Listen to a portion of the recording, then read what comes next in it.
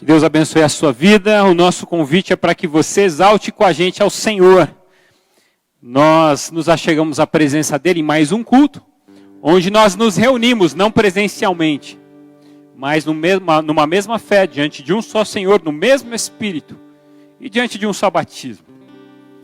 Um dia nós nos entregamos a Cristo Jesus, a nossa fé está nele.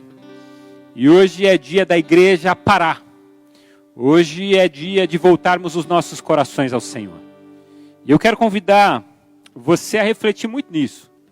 Enquanto nós estivermos caminhando dessa forma, tendo que estar em casa, eu quero convidar você para que reúna no domingo à noite a sua família, que compartilhe essa mensagem ao coração das pessoas através dos vídeos, compartilhe os vídeos para que ele alcance pessoas. Hoje nós temos como tema, nós estamos diante de uma série de mensagens intitulada Supere a Ansiedade. Hoje nós vamos falar sobre ansiedade e crise. Uma palavra que tem tudo a ver com os dias de hoje, tudo a ver com aquilo que a gente está vivendo agora. Deus quer falar aos nossos corações, nós precisamos abrir apenas os nossos ouvidos. Então você é convidado a participar conosco, de celebrar ao Senhor, de celebrar o fato de que Deus está no nosso meio, mesmo em meio às crises que enfrentamos. O Salmo 23 diz: o Senhor é o meu pastor e nada me faltará. Mas tem um trecho do Salmo 23 que eu gosto muito, que diz: ainda que eu ande pelo vale da sombra da morte, não temerei mal algum, porque tu estás comigo. Eu creio que a sensação que muitos têm hoje é a sensação do andar no vale da sombra da morte.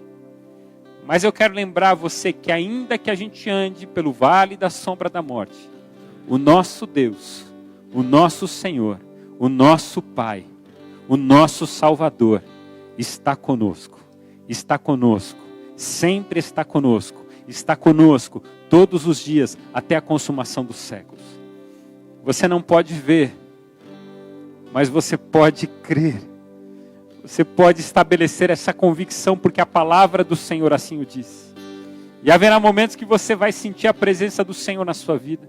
Haverá momentos que a presença dele será palpável praticamente. Haverá momentos que a presença dele vai estar acima de todas as coisas. Mas haverá momentos em que a gente não vai senti-lo. Mas a gente pode exercer a fé. A gente pode crer. Porque ele prometeu que estaria conosco todos os dias, até a consumação dos séculos. E esse Deus, ele nos diz em 2 Crônicas, capítulo 7, verso de número 14. 2 Crônicas, capítulo 7, verso 14. Se o meu povo, que se chama pelo meu nome, se humilhar e orar, buscar a minha face e se afastar dos seus maus caminhos, dos céus o ouvirei, perdoarei o seu pecado e curarei a sua terra. De hoje em diante, os meus olhos estão abertos e os meus ouvidos atentos às orações feitas neste lugar. Escolhi e consagrei este templo para que o meu nome esteja nele para sempre. Meus olhos e o meu coração nele sempre estarão. Que a gente ande segundo a palavra do Senhor. Que a gente se humilhe na presença dele. Que a gente reconheça os nossos pecados, para que a presença dele esteja sempre em nós.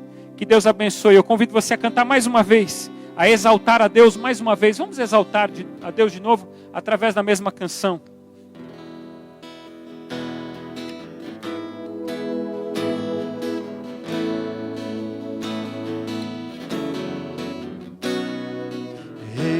Exaltado, o Rei exaltado nos céus, eu louvarei, Ele exaltado para sempre, exaltado seu nome, louvarei.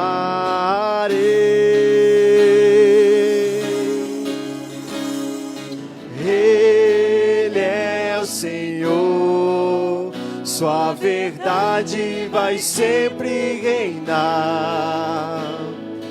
Terra e céus glorificam seu santo nome. Ele exaltado, o Rei exaltado no céu.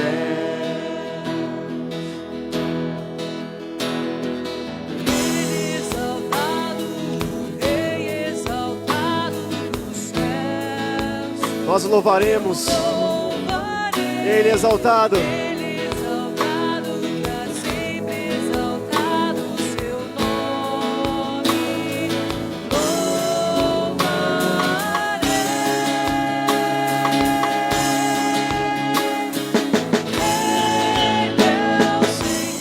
E a sua verdade Sua verdade vai sempre reinar. Terra e céus glorificam o seu santo nome. Ele exaltado, o Rei exaltado. Todos juntos, Ele exaltado.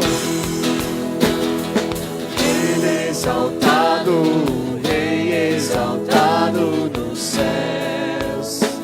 Eu louvarei, Ele exaltado, para sempre exaltado o seu nome. Louvarei.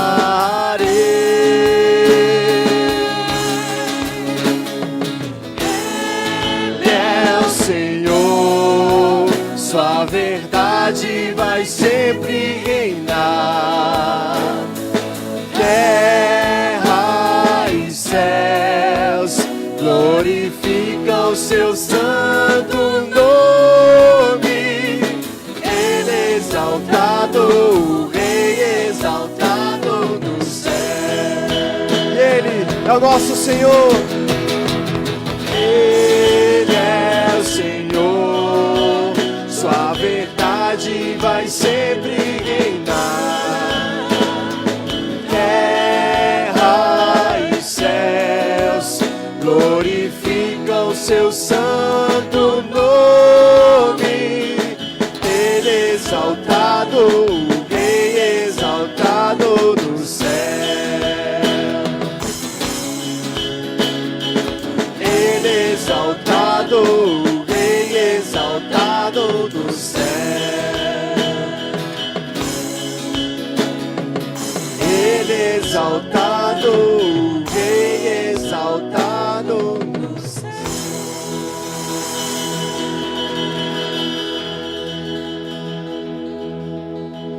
Graças a Deus. Eu convido você a refletirmos sobre uma palavra de oração agora.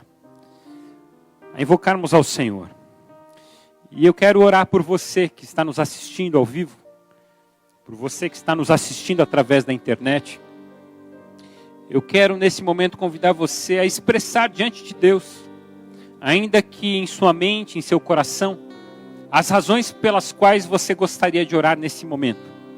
As inquietações da sua alma. Vamos orar pelo nosso povo, pela nossa nação. Nós vamos orar para que Deus intervenha na nossa história. Muitas pessoas fizeram jejum hoje.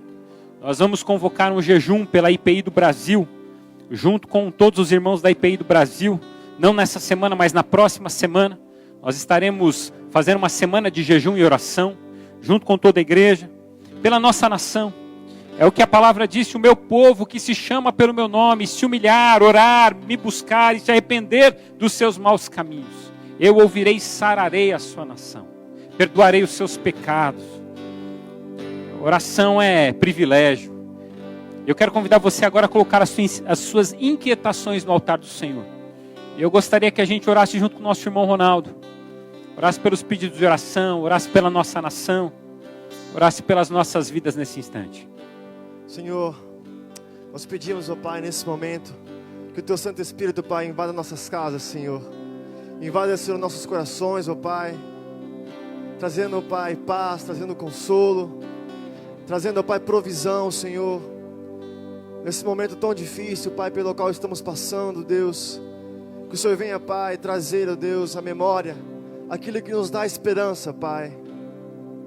Venha, Senhor, trazer, ó Deus, tudo aquilo, Pai, que venha, Senhor, gerar em nós, ó Deus, maior proximidade contigo, Senhor. Maior, ó Deus, conhecimento da Tua palavra, Pai. Maior, ó Deus, liberdade em Te adorar, Senhor.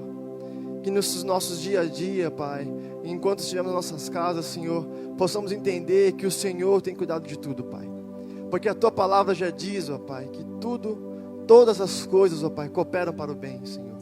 E nós entendemos e cremos nisso, Senhor, de que o Senhor está com a Tua mão cuidando do Teu povo, cuidando, ó Pai, da nossa nação, cuidando, ó Pai, da nossa cidade, cuidando, ó Pai, das pessoas que nesse momento, Pai, estão nos hospitais, as pessoas que estão trabalhando e sendo cuidadas, ó Pai, as pessoas que não estão se sentindo bem, as pessoas, ó Pai, que estão sentindo com o seu coração, até com suas provisões acabando, Deus, que o Senhor nesse momento, ó Pai, Pai, traga a esperança, traga a mente, ó Pai, que o Senhor está cuidando, Pai, de que o Senhor está com cada um, ó Pai.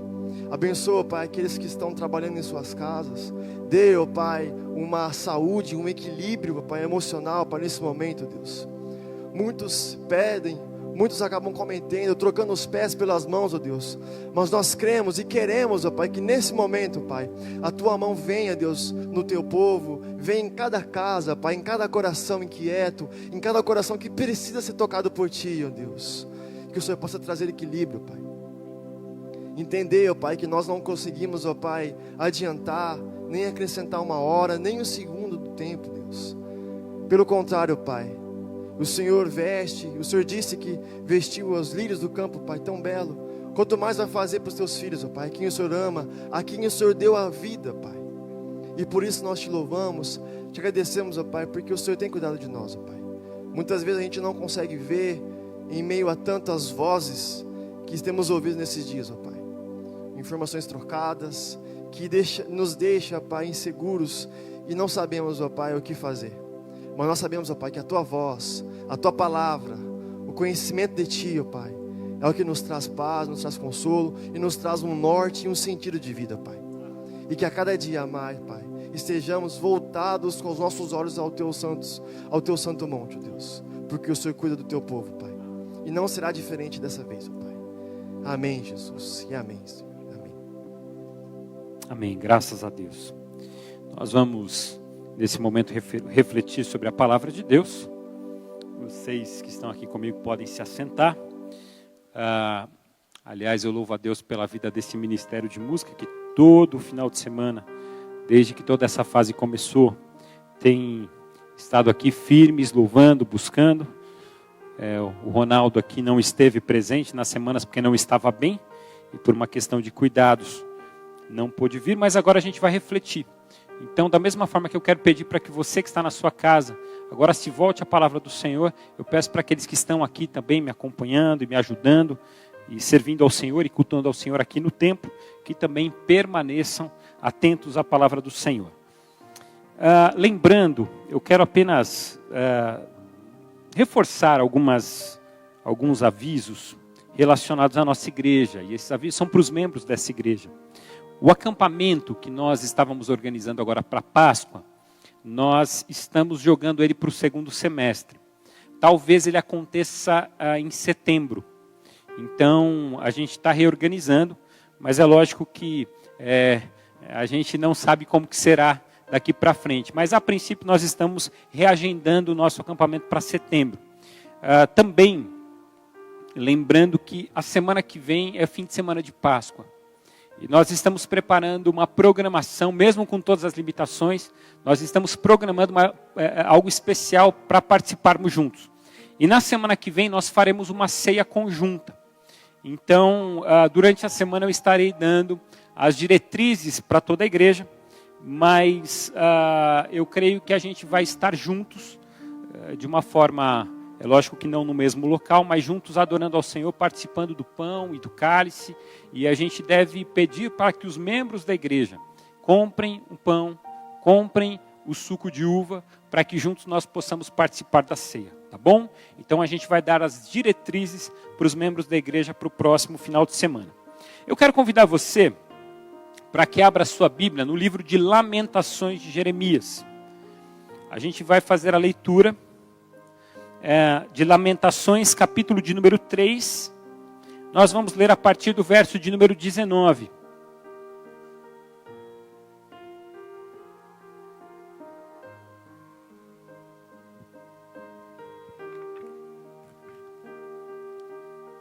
Nós vamos fundamentar a nossa reflexão de hoje a partir do livro de Lamentações, capítulo 3, dos versos 19 a 26.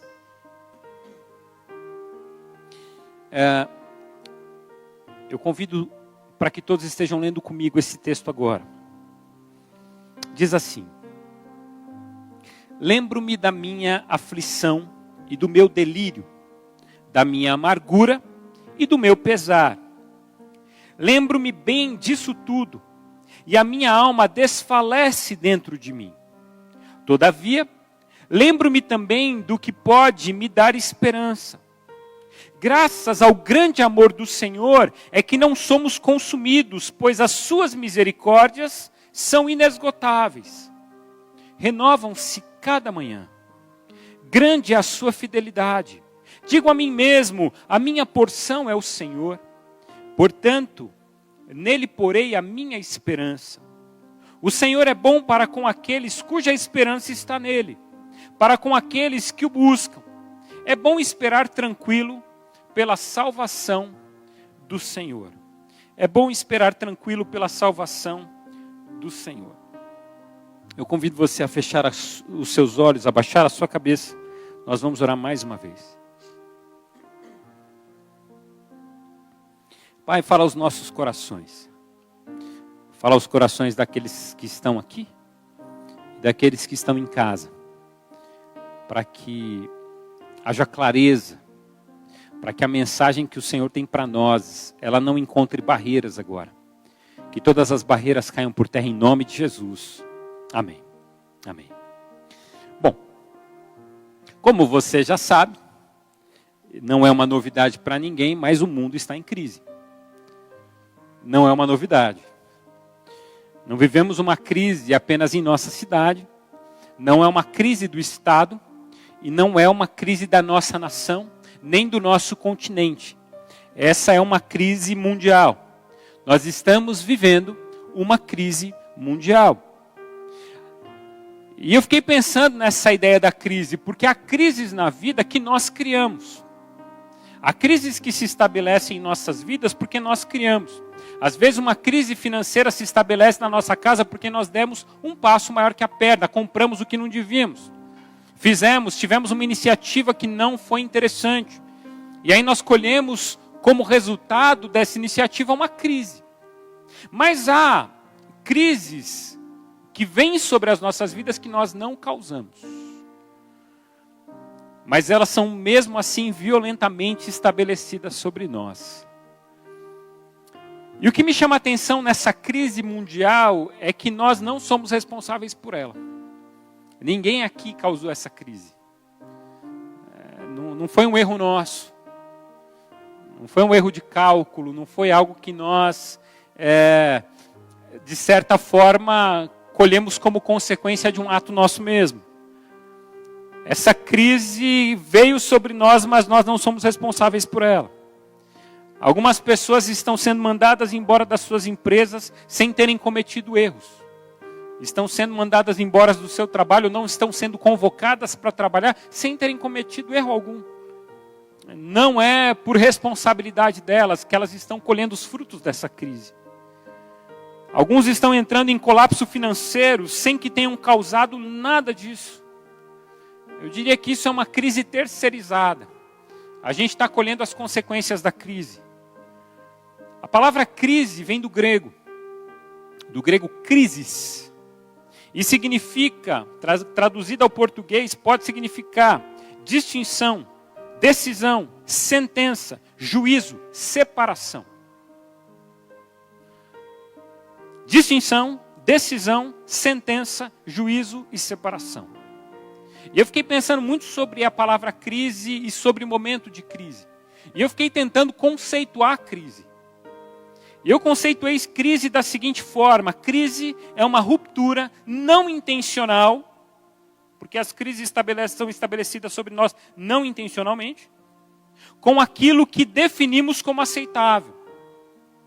A crise é caracterizada por rupturas, perdas ou mudanças drásticas a nível biológico, psicológico ou social.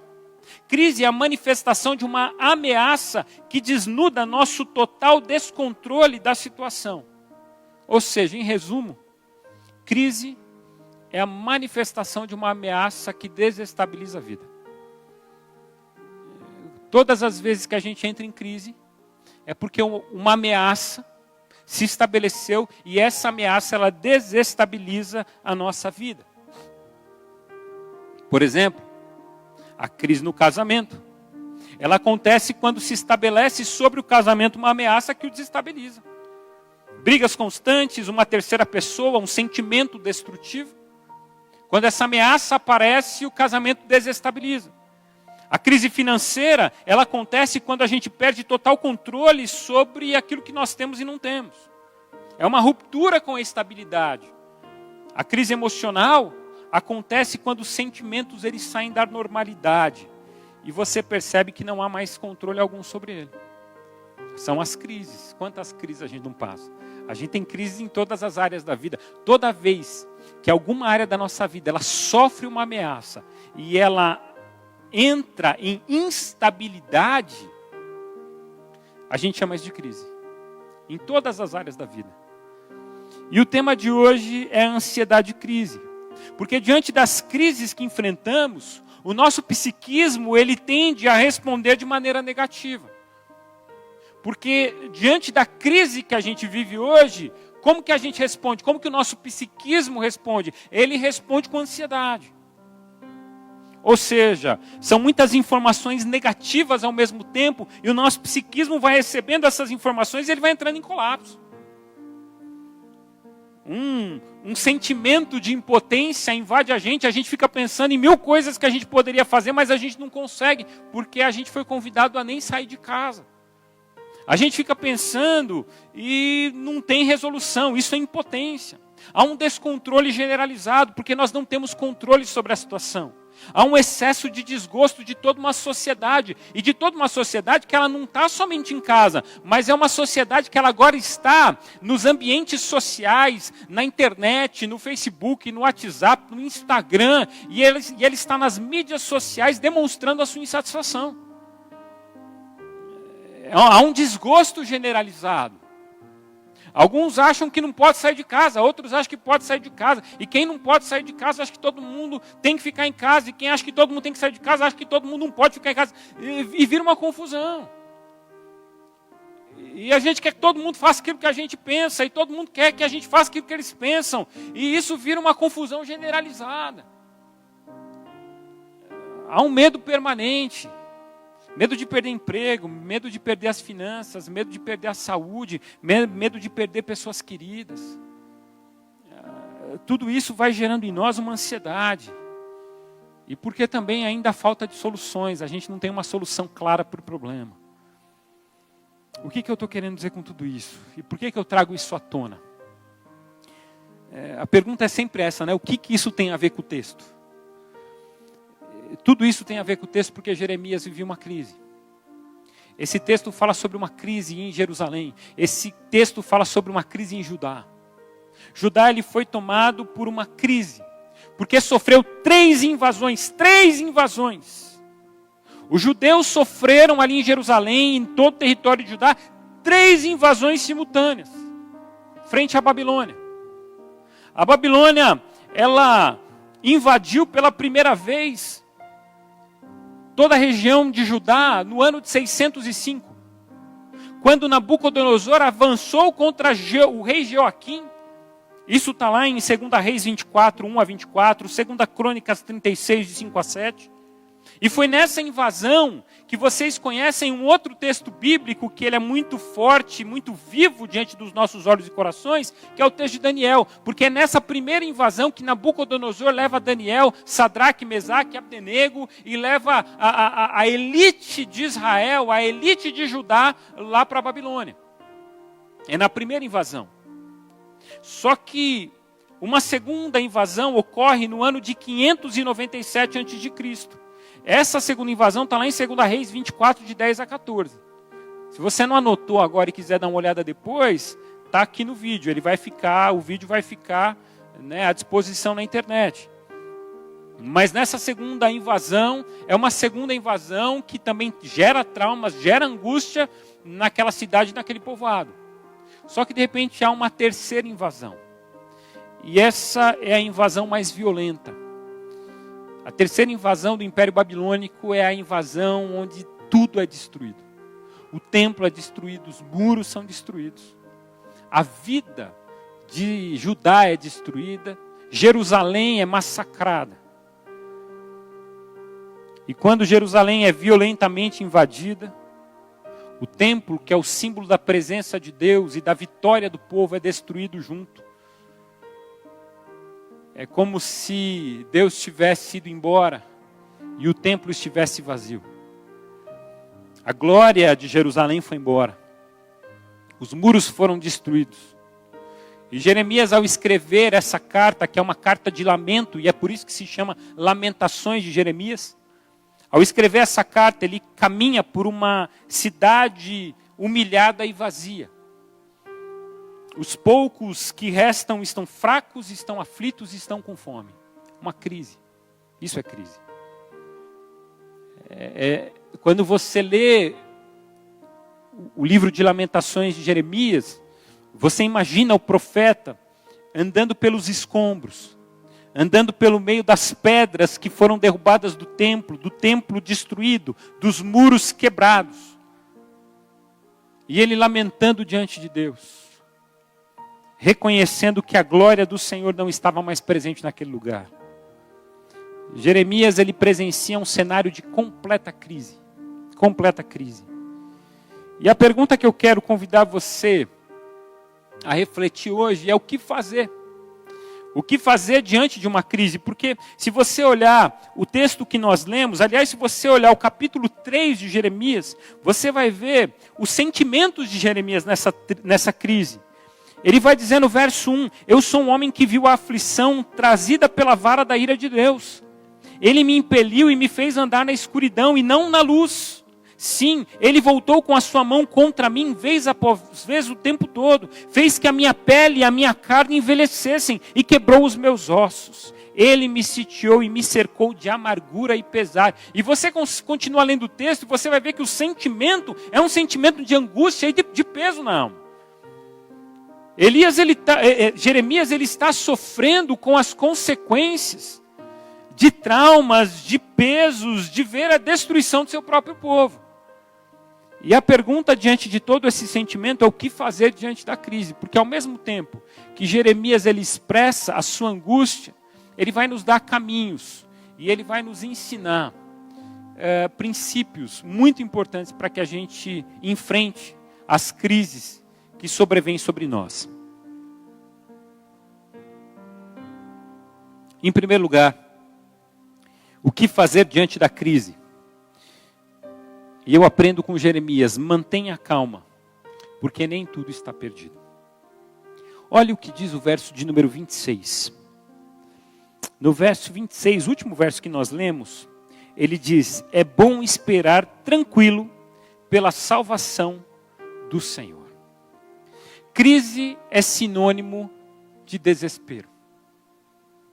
O que a crise gera em nós? Desespero. Estamos perdendo as finanças, a gente fica feliz? Não, a gente entra em desespero. Estamos perdendo um casamento, a gente celebra? Não, a gente entra em desespero. Estamos perdendo o chão, estamos perdendo todo o emocional, toda a normalidade emocional da vida. A gente não celebra isso, a gente entra em desespero. Porque esse é o ato natural, mas o convite de Jeremias é o de esperar com tranquilidade. Nós temos esse desafio de esperar. Porque a gente pode esperar de duas formas. Há duas formas que você pode esperar alguma situação. Você pode esperar com o coração desesperado, ou você pode esperar com o coração tranquilo. Há duas formas de se esperar os acontecimentos da vida. Você pode esperar essa crise passar em todo mundo, em toda a nação, em toda a sociedade mundial. Você pode esperar desesperado aí na sua casa, ou você pode esperar com tranquilidade. Essa é a questão. Porque assim, a escolha é nossa. A escolha de como nós vamos viver a vida é nossa. Eu sei que não é fácil para ninguém, eu não estou sendo insensível. Eu sei que não é fácil passar pela crise. Eu sei que a angústia vem, eu sei que às vezes o choro vem sobre as nossas vidas. O desespero, a saudade. Gente, eu vejo os irmãos sentados aqui. Eu vejo a Alana e o Breno sentados aqui no primeiro banco com as meninas. Eu vejo o Sérgio sentado ali no segundo, terceiro banco. Meu sogro sentado aqui, minha mãe no segundo. Eu vejo gente, Marcon e a Rosa lá no fundo. Eu vejo o Renan e a Kelly ali pro meu lado direito. Eu visualizo o pessoal sentado aqui. Por quê? Porque a gente já tem essa vivência. E a saudade faz a gente visualizar. Eu sei que dói na gente essa distância. É lógico que a gente queria estar todo mundo junto aqui. Mas a Bíblia diz que há tempo de abraçar e tempo de afastar-se de abraçar. A gente já falou sobre isso. E a gente está vivendo o tempo de afastar-se de abraçar. E a gente precisa decidir como que a gente vai viver isso. Porque tem gente que prefere viver esse momento em desespero. Esse momento, que eu acho que é o mais importante, interessante, é o de esperar com tranquilidade. Porque assim, vocês que estão aqui comigo, vocês sabem que tem gente que faz diferença nos dias de crise. Tem gente que faz uma diferença lascada. Tem gente que acalma, tem gente que tem boas palavras, porque elas acalmam o coração. É gente que no dia da crise consegue sentar a gente, colocar a gente no juízo. Fala assim, volta para o juízo, volta para a realidade, para de ficar histérico, para de ficar desesperado, para de correr para um lado para o outro, porque não está resolvendo nada, só está trazendo pânico no ambiente. Calma, há uma esperança, há uma expectativa, há um novo olhar. Elas nos convidam a viver a vida com um novo olhar. Elas diminuem a crise e elas potencializam a fé em nós. Porque assim, não há nada pior do que você viver perto de gente desesperada na crise. Sabe aquela gente que fala assim, meu Deus, e se o coronavírus passar aqui em casa? E se ele pegar a gente? E se todo mundo morrer? E quem vai cuidar de não sei... Isso é ansiedade. E essa, naturalmente, é uma ansiedade desnecessária. Tem gente que no momento do desespero não é agradável estar perto porque não tem boa palavra. Agora tem gente que traz a gente para a realidade. E fala assim, olha, a realidade é dura. Mas a pessoa não traz a gente apenas para a realidade dura. Ela traz a gente para a realidade da fé. A realidade é dura, mas espera em Deus. A gente já passou por coisa pior. Então, é tão bom quando você tem um cônjuge em casa, que quando vocês estão passando por uma luta, ele abraça você, ela abraça você e fala assim, a gente já passou por coisa pior, vamos passar por mais essa. É a mãe que faz isso, que abraça você e fala, a gente já passou por tanta coisa, essa é só mais uma. Vamos lá, Deus nos trouxe até aqui. E o dia que Deus romper com a nossa história, Ele é Senhor de toda a história. Eu creio que é gente assim que faz a diferença na vida. Jesus, quando ele estava no barco, os discípulos, ele diz aos discípulos, passemos para o outro lado. E os discípulos entram no barco, e sabe o que Jesus vai fazer? Jesus vai dormir. E quando eles estão em alto mar, a Bíblia diz que um vento vem em direção ao barco, uma tempestade se estabelece e uma crise se estabelece, porque aquele quadro de estabilidade agora se transforma num quadro de instabilidade. Discípulos que eram pescadores, os discípulos que tinham uma vida presente dentro do barco, eles conheciam tudo do barco, eles conheciam tudo do mar, tudo da tempestade, eles estavam morrendo de medo. E aí eles vão correndo acordar Jesus, porque Jesus dormia. E quando eles acordam Jesus, Jesus se sente incomodado, porque ele diz, o que vocês estão temendo? Vocês são homens de pequena fé? Porque eu falei para vocês que a gente ia passar para o outro lado, e se eu falei, a gente vai. E se eu falei, vocês precisam confiar. As crises, elas se manifestam, mas a gente vai chegar lá. E aí Jesus, ele acalma a tempestade. É lógico que esse texto ele tem muita coisa para nos ensinar. Mas uma delas é que as crises e as tempestades da vida, elas se manifestarão sempre. Mas com a graça de Deus a gente vai chegar do outro lado. E Jesus, ele nos ensina a passar pelas tempestades da vida de maneira tranquila. Se a gente vai passar por uma tempestade, é melhor passar dormindo ou desesperado? Essa é a pergunta que a gente precisa fazer. Jesus me ensina isso, ele está lá no barco. A pergunta é, se eu vou passar por uma crise, é melhor passar dormindo, descansando, preparando para enfrentar talvez alguma coisa mais forte, ou é melhor passar em desespero? É melhor passar descansando.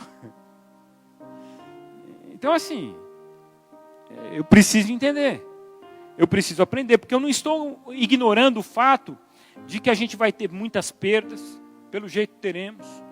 Eu não estou ignorando o fato de que muitas lutas, muitas pessoas vão perder muita coisa. Isso talvez seja inevitável.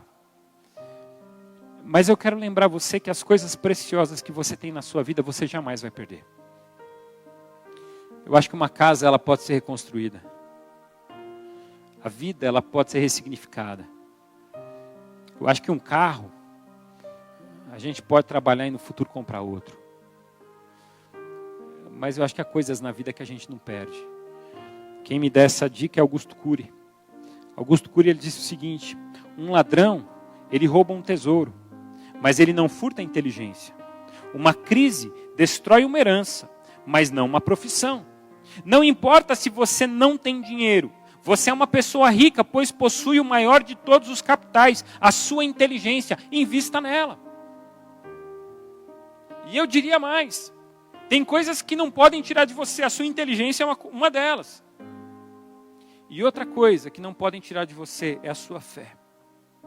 Ninguém pode te obrigar a não crer mais. Ninguém tem o poder de tirar a sua fé de dentro do seu coração, a sua convicção de que Deus é Senhor e poderoso acima de todas as coisas. Creia nisso e se abrace nisso em nome de Jesus. Seja guiado por sua inteligência, mas seja guiado acima de todas as coisas pela sua fé. O que eu aprendo também com Jeremias, uma segunda lição, o que fazer diante da crise?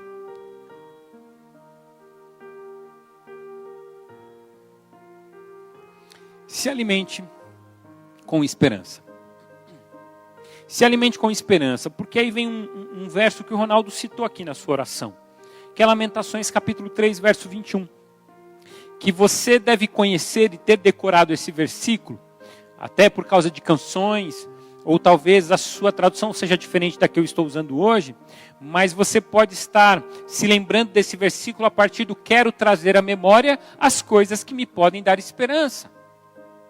Ou quero trazer à memória, em outras traduções, aquilo que me dá esperança. Na minha tradução, que é NVI, todavia lembro-me também do que pode me dar esperança. Porque assim, crise, e você há de convir comigo, que além de gerar desespero, gera excesso de informações negativas. Porque assim, eu já tomei uma decisão particular. Mas todas as matérias de jornais, aliás, as matérias de jornais que mais vendem, elas são negativas, que relatam as tragédias, ou elas são boas, que relatam as restaurações? Tragédia, meu irmão.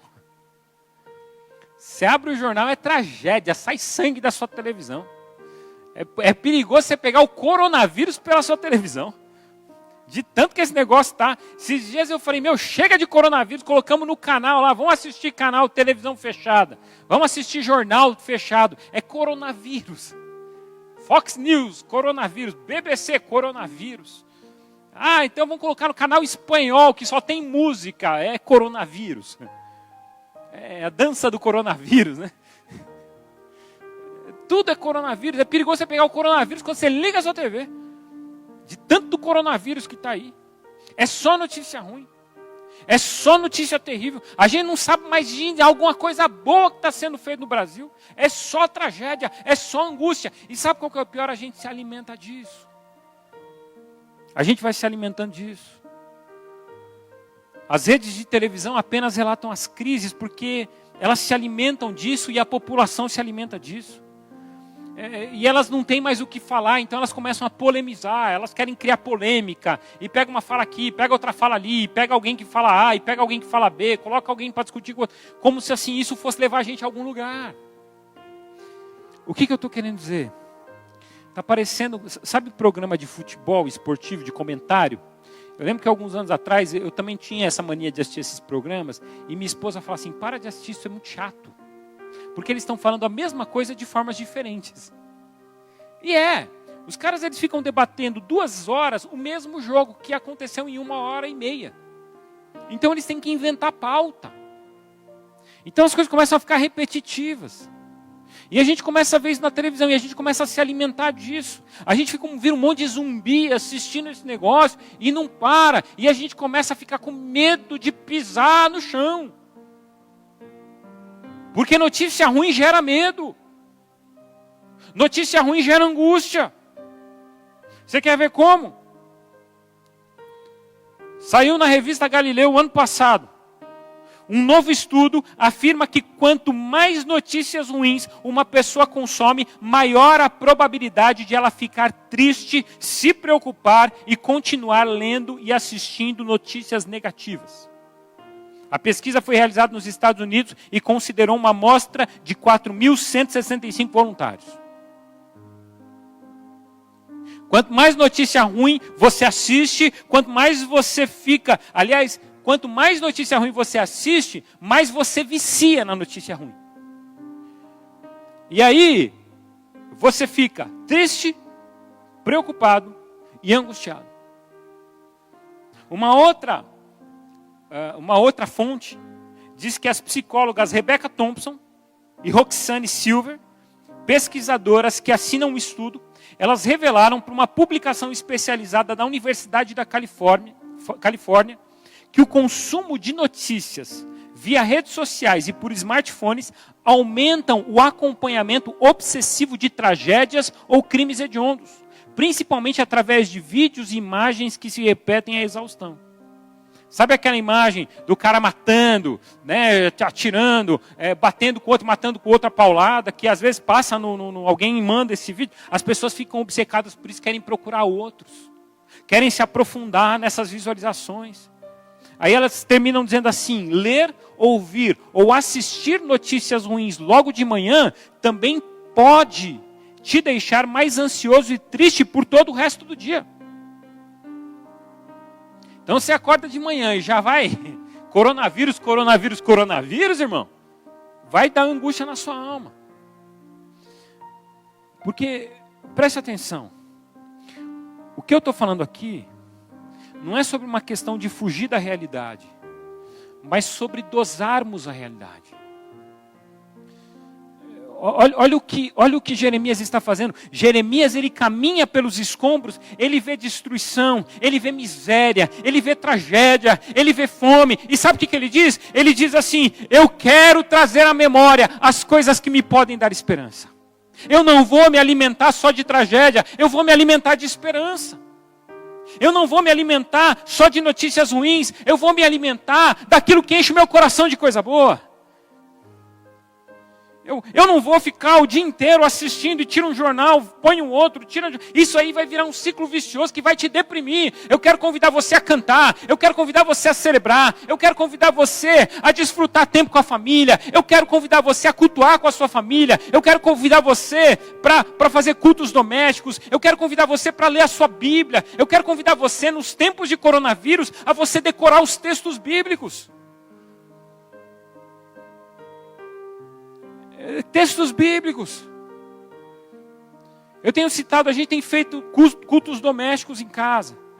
E uma das coisas, cada culto, nós temos que decorar um versículo, cada culto. E tem sido uma experiência muito, muito legal, porque os meus filhos já estão encucando a palavra de Deus. E aí esses dias eu brinquei com eles, eu falei assim, quem falar os versículos decorados, vai ganhar um sorvete. Tive que pagar sorvete para os dois. E eles falaram assim de boca cheia. Por quê? Porque é vida para eles, é vida para mim. Vamos mudar de assunto. Tem tanta coisa boa acontecendo nesse mundo. Tem tanta gente se levantando para ajudar. Tem tanta gente se levantando para solidarizar. Essa semana eu mandei uma mensagem para a igreja. Falei, igreja, nós precisamos de alimentos. Vamos começar. Até se vier mais alimento do que precisamos agora, vamos estocar. Porque muita gente vai precisar. Irmãos, hoje saiu um pessoal da igreja aqui nas casas para distribuir o alimento daqueles que falaram que iam doar. Ajuntaram vários alimentos. A gente já arrecadou só nessa semana, 7 cestas básicas, mais alimentos, mas arrecadamos quase 600 e poucos reais em dinheiro. para que a gente compre cestas básicas. Gente, isso é uma bênção. É gente fazendo, é gente trabalhando. Ontem eu passei ali na frente do hospital das clínicas. A hora que eu passei lá, tinha uma quantidade de cristãos da cidade. Disseram que foi da Igreja Batista. Excelente! Os nossos irmãos da Igreja Batista estavam na frente dos hospitais orando. Olha quanta coisa linda acontecendo. Olha que coisa maravilhosa. Tem gente que está lá com inquilinos nas suas casas que disseram, não consigo pagar aluguel. E está dando desconto no aluguel. E está às vezes permitindo que a pessoa não pague o aluguel nesse mês porque ela pode ficar sem o aluguel. Gente, isso é maravilhoso. A gente precisa ser solidário nessas horas. Tem muita coisa boa acontecendo. Eu quero trazer à memória as coisas que podem me dar esperança. Enquanto o coronavírus ele está destruindo a vida de alguns, sei que tem outros lutando, eu sei que tem outros trabalhando, eu sei que tem outros se dedicando, eu sei que tem coisas lindas acontecendo, eu sei que um está ajudando o outro está abrindo a sua casa, o outro está dando mantimento. Há coisas maravilhosas que enchem meu coração de esperança. Traga à sua memória as coisas que podem dar esperança. Lembra do que Deus fez, lembra que você começou com nada e hoje você tem muito, e se tirar parte do que você tem, você pode recomeçar, e você não vai recomeçar com nada, você já vai começar com alguma coisa, que seja a experiência, que vai te levar muito mais longe. Traga à sua memória as coisas que podem te dar esperança. Lembre-se de uma coisa. Nós somos os portadores das boas notícias. A Bíblia diz que nós fomos chamados para pregar o Evangelho por todo mundo. O que é Evangelho? O Evangelho é boa notícia. No mundo cheio de más notícias, nós somos os portadores das boas notícias. O apóstolo Paulo, sabe o que ele diz lá em 2 Coríntios? Ele diz que Deus... Ele diz assim, mas temos esse tesouro em vasos de barro, para mostrar que o poder que a tudo excede provém de Deus e não de nós. Há uma riqueza dentro de nós que somos vasos de barro. Qual que é essa riqueza? É o Evangelho. O apóstolo Paulo está dizendo, nós temos o Evangelho, nós temos as boas novas, nós temos a boa nova da salvação. Jesus veio, habitou entre nós, morreu a nossa morte, nos ofereceu a sua vida, e hoje nós somos cheios de vida, e todos podem ter acesso a essa vida em Cristo Jesus. Todos podem ter acesso a essa salvação. Todos podem entregar a vida a Cristo. Essa é a boa notícia. No mundo que jaz do maligno. João diz isso. João diz que nós somos de Deus e que o mundo jaz do maligno. O apóstolo Paulo diz que Satanás é o príncipe deste mundo e ele tem cegado as pessoas para que elas não vejam. João diz em Apocalipse que o diabo é a grande serpente que veio para enganar a todos. Pedro diz que o diabo é o nosso adversário que o tempo todo busca nos tragar. Mas a gente tem uma boa notícia. Porque diante de um mundo que jaz do maligno, a gente tem a notícia de que Jesus, Ele tem salvação para todos aqueles que o reconhecem. Para todos aqueles que creem. E todos aqueles que creem em seu nome. A eles, deu-lhes o poder de serem feitos filhos de Deus. Em terceiro e último lugar, o que fazer diante da crise? Confie ou confiem no amor de Deus.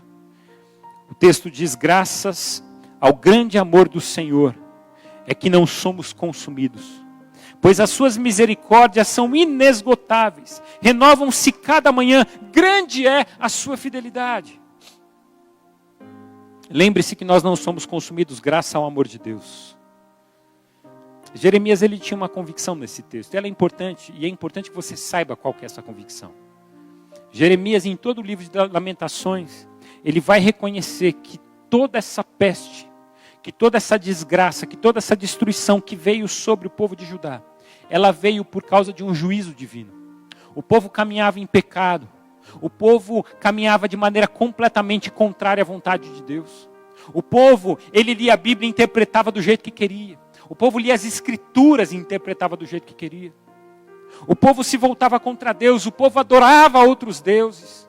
O povo não reconhecia a divindade única e exclusiva de Deus. E o povo colheu as consequências de não ter a vida completamente entregue a Deus, porque eles foram entregues à própria vida. Eles foram entregues a esse mundo que jaz do maligno. E eles sofreram caos e destruição. E aí nesse momento de juízo, Jeremias escreve: graças ao grande amor do Senhor é que não somos consumidos. Deus, Ele permitiu a destruição, mas nós não fomos consumidos. As suas misericórdias são inesgotáveis. Elas se renovam a cada manhã. Grande é a fidelidade do Senhor. Nós não podemos mais viver como se Deus fosse apenas um detalhe da vida. Nós não podemos mais viver como se Deus fosse um servo ao nosso dispor. Não é possível mais usar o nome de Deus ou brincar com Ele. Nós precisamos retomar o zelo sobre as coisas de Deus. Não é possível mais viver uma vida sem temor e acharmos que estamos próximos de Deus. Tem muita gente brincando que está próxima de Deus e está distante, nem faz ideia. Fica falando e contando vantagem como se Deus fosse amigo íntimo. Deixa eu dizer uma coisa: Deus não compactua com o pecado. Deus, Ele perdoa o pecador, mas se não houver um coração arrependido, haverá juízo. Haverá juízo. Por isso que a mensagem do Evangelho é: arrependam-se. Arrependam-se. A gente precisa se arrepender. É por isso que a gente leu no início do culto: se o meu povo, que se chama pelo meu nome, se humilhar e orar, buscar a minha face e se afastar dos seus maus caminhos. O povo precisa aprender a se humilhar. A gente é muito arrogante. A gente acha que a nossa verdade está acima de todo mundo. E a gente não se rende às verdades de Deus. A gente não se rende à palavra de Deus. Aliás, a gente mal conhece a palavra de Deus nos dias de hoje. Se o meu povo, que se chama pelo meu nome, se humilhar, orar, buscar a minha face e se afastar dos seus maus caminhos, dos céus eu ouvirei, perdoarei o seu pecado e curarei a sua terra. Eu não sei se você tem orado, se humilhado, mas também se afastado dos maus caminhos. Porque o duro é quando a gente fala que eu quero me achegar perto de Deus, mas me afasto do mal. Continuo cometendo os mesmos erros, continuo sendo ofensivo, não me arrependo. E aí não há como Deus nos ouvir. O mundo está nos engolindo com as suas prioridades. A gente precisa reconhecer o amor de Deus. E olha como o amor de Deus é grande. Porque em todas as coisas a gente precisa ver os benefícios. E eu queria mostrar para você como o amor de Deus é grande. O mundo, o dia a dia, estava nos engolindo com os seus excessos. A gente não tinha tempo para nada. A gente estava sem tempo para nada. Nosso tempo estava escasso. E agora a maior parte da população tem todo o tempo do mundo. Já reparou nisso? Ninguém tinha tempo para nada, nada. Não dá para conversar com você, não dá para, é rapidinho, estou correndo, estou com pressa, maior correria. E de repente a gente olha, e a gente tem todo o tempo do mundo.